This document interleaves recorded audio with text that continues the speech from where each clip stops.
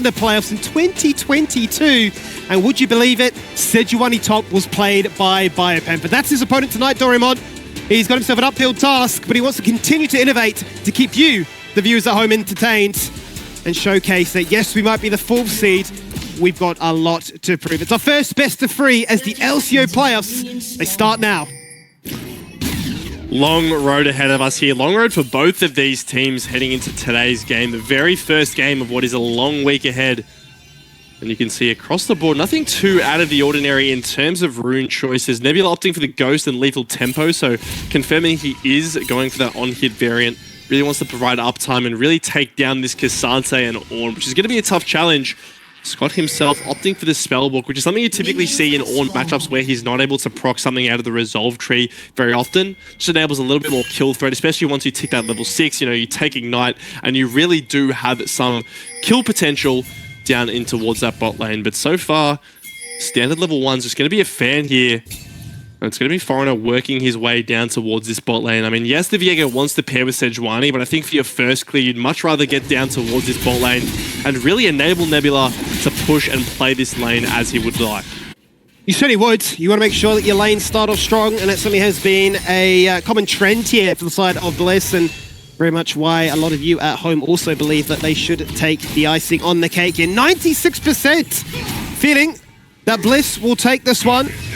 And, well, given really what we're seeing from these drafts, doesn't look like that's going to change any time soon. I'm quite curious. We've already seen other supports in the region. I believe it was Findo that showcased us on the North list with the TP. Just how much value you can offer with a triple TP setup. You can cover all those lanes and never really be put in a position where you're trading. That's what makes, you know, Bliss so scary, is their macro play. So having an extra TP to cover a dive, whether that be top lane or mid, or even just to get back to lane after he gets harassed out of it, really kind of diminishes the windows where you're able to attack them here. You know, even if you do get a good trade, you burn some summons on the bot lane, suddenly this Ornn is back in lane, full HP to catch the wave. So we can see Iron in the bot lane. They do have the push as is standard with this Barris Time Kench. Both supports actually opting to go the support item level 1, which feels like something we haven't seen in a bunch of games. Often the supports are valuing that extra combat power you can get from a Doran's item. But even with that pickup, they will still be able to secure the level 1 priority. And with one not pathing top lane, looks like they'll actually be able to get the shove in here nice and early on. But look at mid lane. I mean, Harry on this Orianna. Talk about being a nightmare to lane against. Jovi is about 200 HP. Both pots gone, and a stacking wave here skimming. Yeah, it's absolutely brutal here. I mean, every single time you step up to the wave, you're risking not only your life, but all that CS being lost in the process. And Foreigner's been told, get to mid pronto, because I'm absolutely screwed. I've got to go away from this wave, have all this denied, and then TP instantly back and hope that I can salvage at least something. But this is a point we already mentioned, right? If you look at the Orianna, we've seen time and time again, they just outright bully you. And he TP's back, but he actually misses so much, right? Because he has to wait in base to heal up before he can come back and get those CS. And since there was no cannon minion, it's going to mean that he's down a significant portion of CS. And Hayri is going to use that TP back as well. This is something that I love about Hayri, is how he constantly wants to keep punishing you in lane. I mean, he could have saved the TP back, walked back, and had that TP advantage. But he favors his stronger buy. He favors his laning position above basically everything in the game. And he's going to use that TP to get back to lane and continue putting the pressure on towards Jovi here. Speaking of that mid lane, speaking of the junglers in particular as well, we've certainly seen a handful of times where Nocturne gets aggressive pre-6 to try and lay a trap and guarantee a kill, but more often than not, it is a case of rushing to level 6 as quickly as you can, and certainly when you've got such a dominant combo like that of the Shockwave and the Paranoia to pair alongside it, you don't need to take any crazy risks anytime, anywhere soon, given that you've got a Cassante that's just going to passively farm up those grass procs. You've got a Senna and Ornn that just want to scale in their own right too. And no doubt will just be biding their time, waiting for those objectives before they find their time to strike. And it's interesting, right? Because scaling is obviously very relevant this game for both teams. I wouldn't say that either team has kind of a clear-cut advantage because, you know, whilst you do have this Senna Ornn Orianna combo, on the other hand, you have Azir and Varus, who are two of the strongest champions in their roles. I think that more so than anything, it's kind of the experience gap in terms of games played that favors Team Bliss in a late game situation, right? How many games have we seen them be in these late game macro situations and just be able to work their way out of it because of their game knowledge, because of their understanding? And I think that that's something that they're really favoring. As we can see up here, one is going to get started on the grubs here. So picking these up early is quite nice. You know, obviously leveraging that mid lane priority. but also it denies that link up between Foreigner and Doraemon, right? Once you have that Sejuani with Ignite, head with the Viego can be very scary as a mid jungle to actually want to fight that. But it's just going to be a trade here. The Dragon going to be taken down by Ion. And as for the lanes, not too much going on. Only 400 gold separating the teams here. Yeah, nice and passive. Very much the calm before the storm, if you will. Certainly a common trend we've seen over the years of the LCO, where teams look to try and just ease their way into a series. Game 1, a case of really settling those nerves, but by Game 2 and Game 3, the team has certainly found themselves enough of an advantage. It is all on like Donkey Kong, just like that. First blood for Harry. Yoriana, it's online. That's why you don't give Harry Oriana there, right? Just ticks the level 6, pops the shockwave, and picks up the easiest solo kill of his life here. Jovi, no TP either, so he'll be forced to walk back to lane. And this was a matchup that Jovi opted into. He picked the Azir into Harry's Oriana first pick, and you can already see that he might be regretting that choice. Down 20 CS and a first blood. Certainly is, and we know what he can do once he gets a bit of a sniff of an advantage. It only goes from bad to worse, no doubt. Makes it very easy then for somebody like Why Not to then capitalize on that as well. You can see he's worked his way into a lane gank, but completely spotted on that Tribush ward. You'd expect to see then both Nebula and Hexflash respect this one and not to try and take too many aggro trades. We're just looking to try and waste his time as the sweeper does come out at the very end there. And make sure that his entire time down in the bot lane isn't all in vain. But Foreigner, here just to match. May just see if Bliss look to try and get aggressive. Yeah, Foreigner does have a level 6, whereas Wano is about 1 camp off from getting that himself. So ultimate advantage would be going in the favor of Ion. But I think really it's just showing how much this team's valuing even just existing around the lanes, right? That enables, you could see Barlet and Scott there to play much more aggressively than they would have otherwise. And now they're going to actually flip the push. Instead of this being a slow push into them, they're able to push this and then rotate up to either get some vision or continue their harass. And, you know, we talk about the scaling of this lane, but Skimmy, they're not playing this like it's a scaling pick at all. They're playing it like it's a lane bully, and it is working oh so well for them. There certainly is. I mean, in terms of two champions that want to get to max level as quickly as they can, one for the stats that can be gained from picking up these silver spectral bullets, those souls that you certainly need to become an absolute menace, and for the Ornn 2, wanting to dish out all the goods and goss to the rest of his team. They're the ones taking full advantage of this lane, and the ones that are also making sure that this Varus is unable to really run rampant. And yes, it's not going to be the lethality route, it's going to be the Ghost Flash lethal tempo on hit Varus, not to be paired alongside an Enchanter like we've commonly seen, be it the Renata, but with the protection tools of a Devour from that time Kench. I think really what we're looking for the side of Ion is this link up, as you've already mentioned, between the likes of a Sejuani and Viego, because those two together, it's CC into so much damage.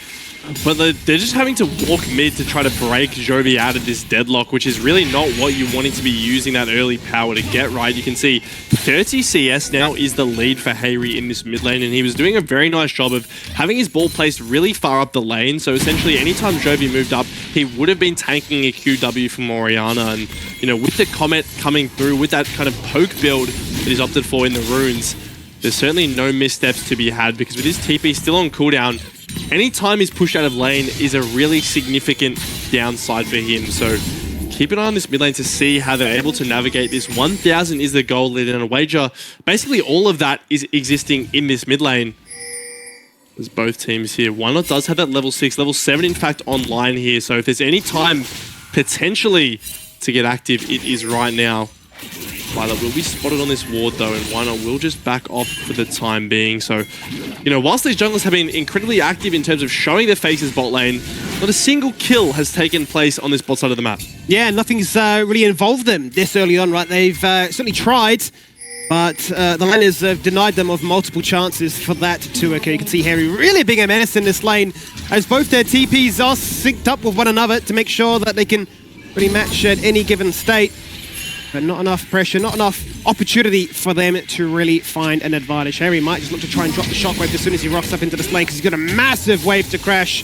But he'll settle for just getting a tower plate. He'll get the turret plate, and what that mid lane priority is going to open up is he's actually scooped back. Yeah, it's being scooped back. He's going to cop one, nearly 2 turret shots. It's not ramped up, so he's lucky in this occasion. But Fono's going to loop around, looking to try and take him out. He's held onto his flash. More importantly, Why Not? He said, you know what? You can get out of this situation, because I've got more important things to do. I'm going to get all 6 of these Void Grubs. And would you believe it? Harry just walks away. I cannot believe he manages to just walk out of that play here. It's the last Void Grub is going to be taken here by Wynot as well. So it looked like a nice capitalization there from Jovi.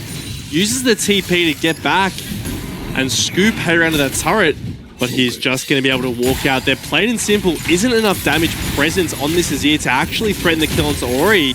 And so Hayri will just be able to use his own TP back here and get back to lane safely. And meanwhile, like you mentioned, it's going to be all 6 Void Grubs taken incredibly early as well here, right? Still a full 3 minutes to go before platings fall. So just exacerbating this already huge laning difference we've seen here in this mid lane. And is it greedy or is it calculated? Either way, it's worked in their favor. Hayri still has that flash. They've got the sieging power too. And they've got double ultimates online to contest this second dragon that has spawned. It's going to be an Ocean Drake up for grabs as the vision does get moved from top to bot. And these top laners get a little bit more aggressive now. Looking to try and find more and more of those grass stacks online. TP's already been burnt by Bio, so you wouldn't imagine he's wanting to really group up with the rest of his team. But Dorian Monster is going to be up in about 15 seconds. Whether or not that's an invitation then for Iron to try and contest. He will have the option to use it, but Bio's playing the lane really intelligently, right? He's just shoving the lane permanently, making it so that if Doraemon does want to TP down, he will have to lose some waves as the cost. But it looks like this dragon is burning so quickly, he won't even have the chance to do it. You can see Team Bliss here. Scott is just too tanky at this stage for anyone to really actually pressure him. Means that it will just be this second dragon going over to the hands of Bliss here. And checking back in with mid lane here, you can see it's just a brutal affair. And this mid lane control really spills over into the rest of the map here as Hayri. You might find him if he cues this bush. Yeah, Jovi though realizing that he's on the hunt. Gotta be careful though, Hayri, because he might bite off more than he can chew. His foreigner's gonna come out the shadows, look to land that stun. He's got the damage to try and get that one shot. He just needs to get a range for the Heartbreaker. There it is, shockwave on his head, but 1 or 2 do it, the shield! It's not enough! And all that aggression finally gets punished. This time the confidence is answered. Foreigner finding a nice little kill there, saving the ultimate after Hayri flashes to be able to continue to close that distance and pick up the kill there. So we mentioned it earlier how Foreigner can be that consistent performer, even in a carry role, and really threaten the members of Bliss. That one kill will certainly do wonders for him, as well as easing pressure on that mid lane, right? It enables Jovi to get a nice base off there, as Biped is actually looking onto Doraemon here. There's no flash to Sejuani. He's looking to get all aggressive right now as the Ignite gets used during that all-out mode. But he holds his own with the Glacial Prison, doesn't want to commit to it anytime soon. He doesn't have kill pressure, and he certainly wouldn't want to waste it, knowing that Foreigner is resetting and making his way top. He's got a Kraken Slayer, so look, that mid-top, or rather, that top jungle, I should say, is incredibly strong. They have a full item advantage over the counterparts. Yeah, and it was a nice play out of both top laners there, actually. Biopanther trying to bait Doraemon into continuing to chase him, knowing that Wynot was in the area with that Paranoia active, which we haven't seen actually be used this game as so far. As Doraemon once again looking to get active, looking to pair up with Foreigner, but they haven't been able to find anything yet. Now, the question is, 40 seconds on the Rift Herald. We've seen Ion actually be very active in terms of being able to contest this objective, and they really place immense priority on getting this one done. So will that item advantage that you mentioned actually be the deciding factor, as now Wynot's picked up that Hexblade, providing so much utility and so much synergy with his kit, really enabling basically every objective fight to be paired with the Paranoia. As you can see, resets will come through here from Ion in the bot lane, trying to defend these camps here, not allowing any moment for Wynot to expand this jungle lead here. Yeah, and as you say, that brief window in which Ion's top jungle had an advantage, that is dissipated now because the Hexblade is there, the Sunfire is being picked up by Bio, and they now certainly are on even footing. And I would say that this bot lane for Bliss, yes, they are that scaling pairing, but they're incredibly strong too with the opportunity in the Bloodsong for the center. Whilst they aren't picking up any of the CS, they are just getting those souls. Yeah, Violet is going to pack a major punch. It feels really fast for Violet to get opportunity online here without any kills. You assume that the gold that he's purchased this with has just come from either the souls, a little bit of CS he's picked up, as well as the turret planings towards that bot lane. But yeah, this Sun is very, very threatening at this stage, right? The Bloodsong does so much damage, and combined with that lethality item, you're actually really able to put a lot of pressure onto the squishy members here as one. They did see him get into this bush from the blast cone. Almost like a reaction check as to whether he can W in time, but Hayri's going to check. Yeah, that's the ultimate savior, isn't it? The face check with that orb. And making sure that no funny business, no cheeky cheese bush tactics are going to take place. We're at the 15-minute mark. It's not the most gold lead that we've seen from Bliss, but they are still ahead, and they are looking to try and push their agenda as Jovi goes in with that Emperor's Divide, but instantly gets punished upon as they go in with the Paranoia, Layer with the Shockwave, and those two that we said are strong, they're the beneficiaries. They've now found a kill each. Ion, they had an idea, but Bliss had a better one. You can see they brought 3 members to the mid lane, thinking a play was going to happen, and they answer perfectly. The second that Jovi dives in, they're able to collapse with the Nocturne ult, pairing it with the Shockwave, hitting both Foreigner and Jovi, and now that Herald, which we know Ion love and prize, will go over as a result. But we can take a look once again here. So you can see Jovi wants to get this scoop, but literally the second he goes in, both Violet and Why Not appear, and that is your absolute worst nightmare as an Azir. And the Viego, who's jumped in to follow him, will fall down as well. So mid lane turret, 2 kills and a Rift Herald, 3,000 gold, comfortably in the lead for Team Bliss. Yeah, it's instant regret, isn't it? As soon as you jump and you think, I've made a mistake here, and there's no way of getting yourself out of that slippery situation. As you say, as a result, it does mean that Harry sits alone, top of the table. They're not too far behind his Bipanther. That has definitely kept this quirky Sejuani pick under wraps for the meantime. No real chance for Doraemon to link up with that jungler or, deploy his attention elsewhere with a clever Unleashed TP to assist. It will be Bliss just cruising their way through this one. They've managed to pick up the Rift Herald as well. They've already broken through that mid-tier 1. They've opened up all these avenues of attack. And look at the vision linking both mid and top. It makes it so difficult then for Foreigner to try and threaten. Yeah, it's just the easiest walkway ever here for Harry if he wants to get down and get himself into a better position for this Dragon. Now, we can see it this is spawning. Doraemon has walked down from top lane, so while Bipanther's breaking that turret, he will have first access here, will the top laner of Ion, so burning this down nice and early. Harry's still on mid lane. I think they might be giving this over, Skimmy. Yeah, they don't seem to be too interested, and this is a classic trend, isn't it? Where you got those 6 Void Grubs, you just look to try and out-macro. If you over-invest in the Dragon, you will get punished as a result. Pull on the Forge Gold Layer with the Paranoia. The lights go out, the Shockwave connects, and 2 people get locked in place. Still searching for that very first kill, and the exhaust is not enough to shut this Nocturne down. He provides, he gets a kill, and look at Violet. He's found himself a second. You can run all you want, but you cannot hide from Team Bliss. The chase down there using so many ultimates, but ultimately they do come out with those 2 kills. And this is kind of the problem here with the Tahm Kench. I mean, yes, you have that Devour, but does it really matter when you're getting hit by this AoE CC? You're able to be chain CC once you are spat out of that Tahm Kench R as well. And Team Bliss, it feels like every single game they play, their macro reads are just exceptional.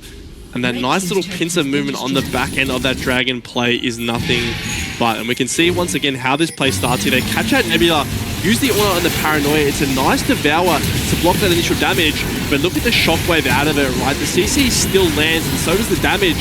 And that means that crucially, even though they create distance, the Ion bot lane are not able to escape with their lives here. So 5,000 will be the lead. Yes, you secure that second Dragon, but really, Team Bliss in a pretty nice spot as Why Not just loses the Scuttle Crab. Yeah. But once again, we're eking closer towards this Baron. Losing your bot lane there might not mean much, but as you do get towards this 20-minute mark, a similar pick could really be the nail in the coffin. The thing for me, Max, is the sort of awkwardness around that play when we watch the replays that Jovi TP's top lane as soon as that fight breaks out. So it feels like there's a bit of a disconnect already between the comms of Ion as to what are we actually doing here. They want the Dragon, they want to run away, but Bliss forced them to stay engaged to offer them more uptime on those towers. Then we go for another team fight, though. The focus clearly shut this Orianna down. Harry the focus, but he looks to try and peel away. The Shockwave's massive onto 3, but Why Not does die. The last one, as you say, getting denied and Violet under threat, and now it's going to fall on down 2. Shutdown found by the Tahm Kench. Not the ideal target, but they'll take what they can get. Rocking up is Scott as he knocks up 2 with that call of the Forge God, and Bipanther ripping back onto Nebula, who receives the Devour and is running for the hills now with that shield. And he might be okay, but the slow is there, the damage is found, and the vision is enough to offer them uptime that he's eventually, you be the next one falling on down in this fight.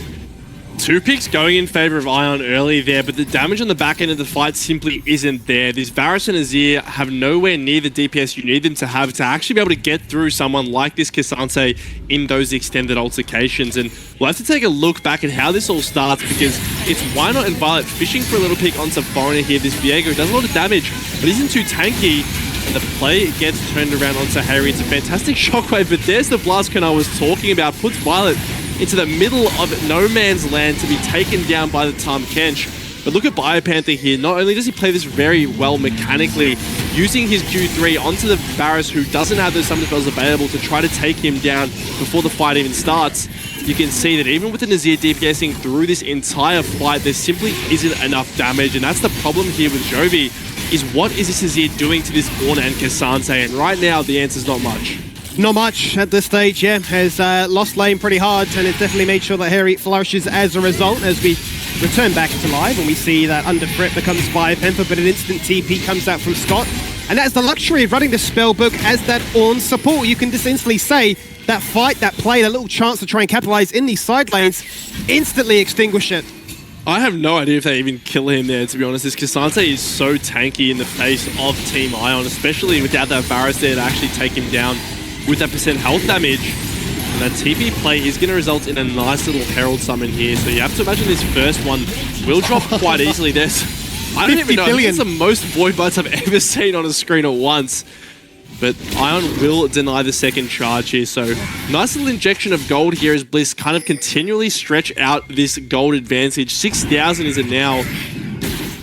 And you can see the vision that they've dropped in the bot side here. Pink Ward's covering basically every single entrance into this from the side of Ion. With the Chemtech Dragon spawning in 30 minutes, Bliss certainly have asserted themselves on the bottom side of that map.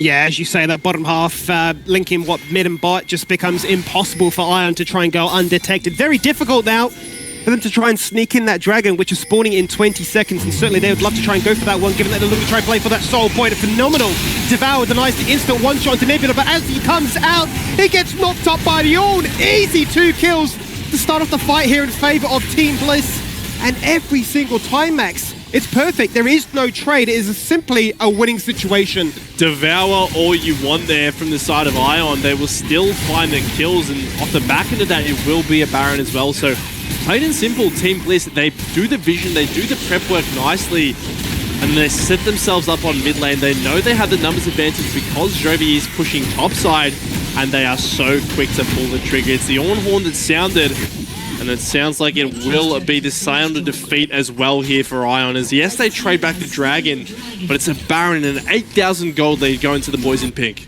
Yeah, let's run it back with this replay once again. You can see everybody converging on mid lane for that priority, but it's as simple as that. Fantastic Devour to deny that instant one-shot, but it's just too many layers of CC. If it's not the Ornn knock-up, it's the center chains, and by that point, you're left without any real avenue to provide a chance back into this one. And I think we talked earlier about the scaling condition, but for Bliss, they're playing as if they're an early game comp. Well, I mean, right now, it's kind of that sweet spot where they're both a scaling comp with a fantastically big gold lead as well. So they kind of have the best of both worlds at this stage.